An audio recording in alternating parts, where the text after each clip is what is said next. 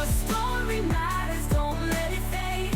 When everything changed, you were made. When everything changed, I was sitting in my daughter's craft room at her desk, talking on a video chat, a ring light surrounding my camera, discussing an event from earlier in the day with a beloved mentor of mine. You see, that day, which was less than 2 weeks ago, I was celebrating my 45th birthday. My daughter and I, we decided to have a delicious day together in Lake Geneva. It was the perfect day. There was a clear sky, the perfect temperatures, a gentle breeze across our skin. We walked around the lake. We bounced in and out of boutiques. It was so adorable. My sweet little 11-year-old between childhood and adolescence trying on adult sized clothes that didn't quite fit her body. It was everything I could possibly dream of.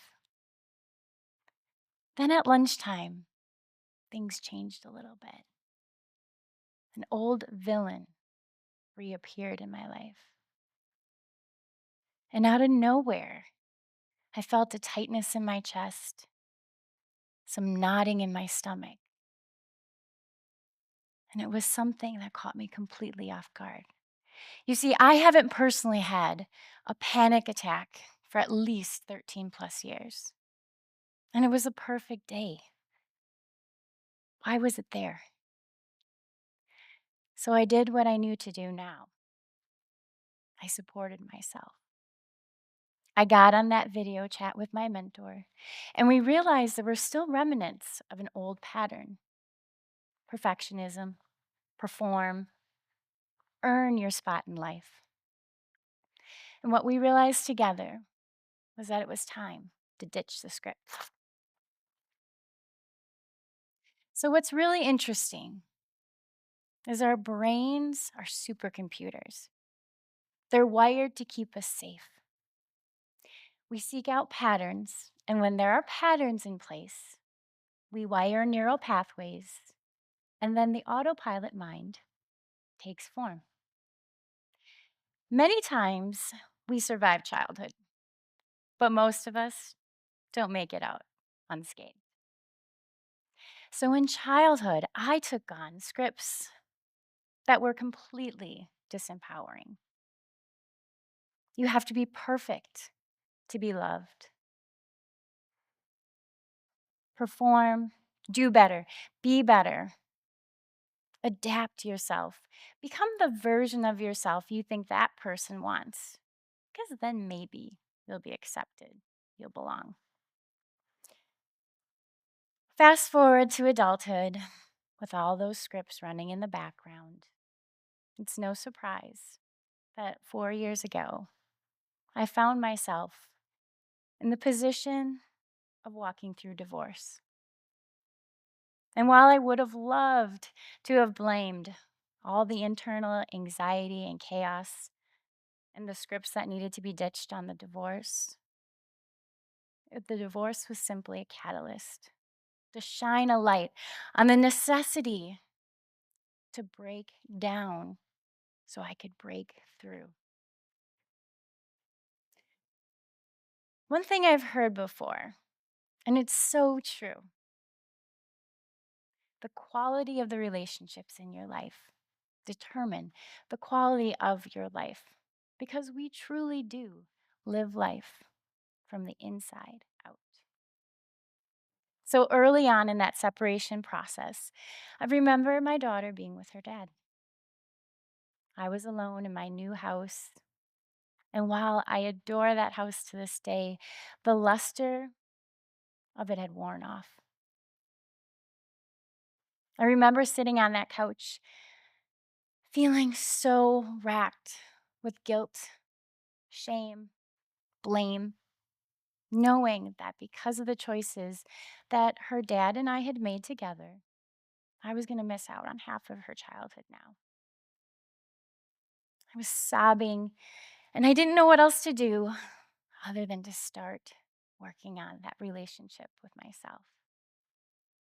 I took myself to a mirror and I hugged myself and I held myself and I had a very candid conversation. While I looked into my tear filled eyes in the mirror, I had conversations like, Jazz, this really fucking sucks. I know. I'm so sorry, honey. I know I haven't always been here for you, but I am going to be here now for every day, no matter what. And what was so surprising about that conversation is the next words were, I love you. But while looking at myself in the mirror, as I started to say those words, my head dropped down in shame.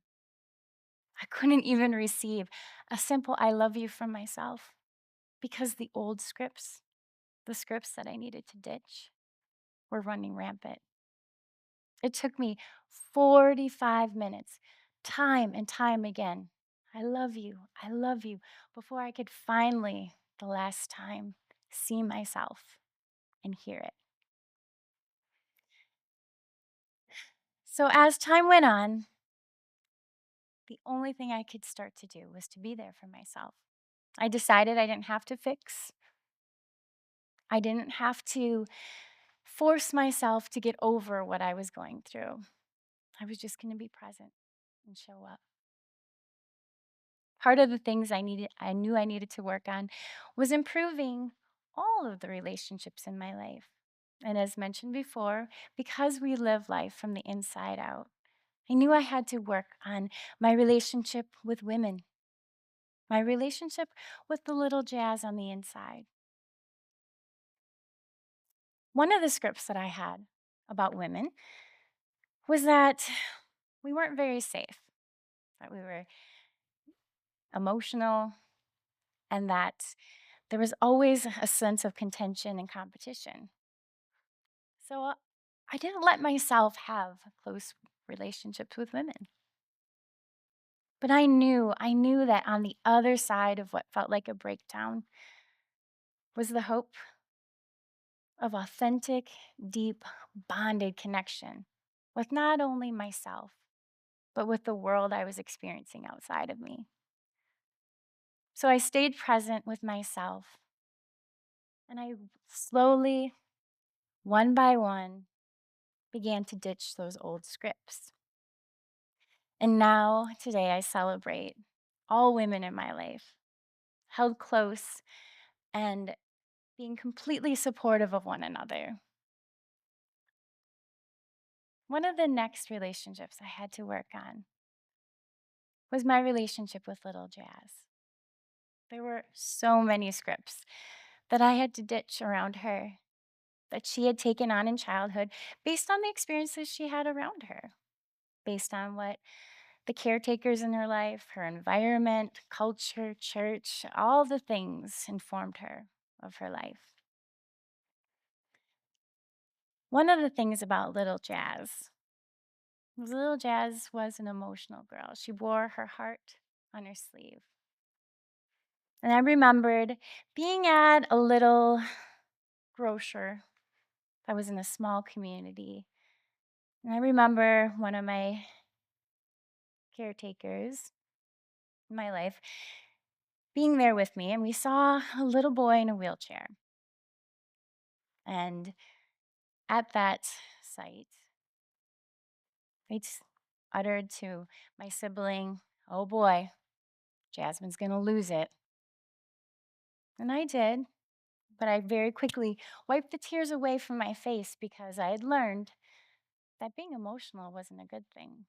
And it was reinforced by things like, you are the most emotional teenager that I've ever met. So I learned to shut down. And that was part of the script I had to ditch with little Jazz, being present with her every single day, giving her permission to be that big hearted, emotional, brilliant little girl that she was all along. And now it's funny, I'll watch movies with my daughter. And they're animated at this point in time mostly. And she'll look around And she'll see me, tears running down my face because I empathize so much with the cartoon characters. But I love it. So here we are, a few years ago, having made the progress that I had made. But it was time to work on the biggest relationship that I knew I had to face, and that was my relationship with men. There were a lot of scripts around that one. And unfortunately, but yet fortunately, the divorce realized where I was. It saw me and my truth. And my own divorce shook open the abandonment wounds that I was carrying.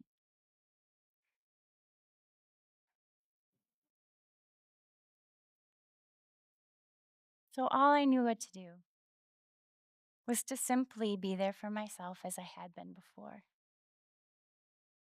But there were still so many negative loops constantly going through my mind.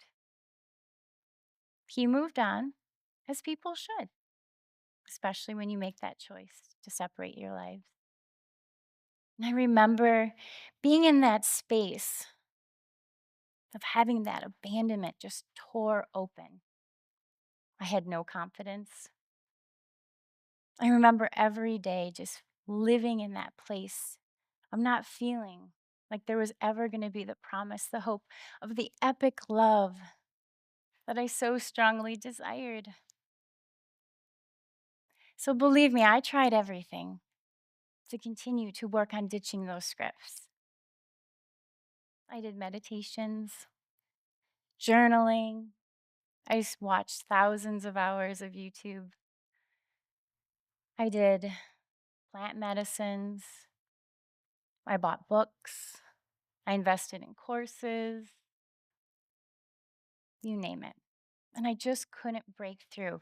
And while I had made progress and I was working on the relationship with my life, I would have, at that point in time, given anyone $1 million if they had said that they could take those negative loops, that hell that was existing up here, that I was living every day, if they could take it away.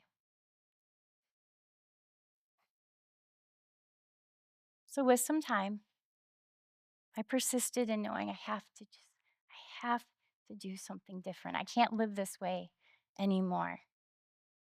I have one day all of a sudden heard a little whisper within my mind. The whisper was hypnosis. Hypnosis. At that moment, I remembered one of the retreats that I had attended had a member of the retreat who was a practicing hypnotist in the Georgia area. So I immediately got on the phone with her and I asked her if we could use some hypnosis so I would have confidence.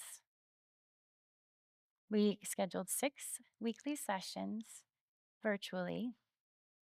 And honestly, the morning after the first session, I felt this sweet release, the sweet sense of peace of having these negative mental loops slow down, ditching those scripts.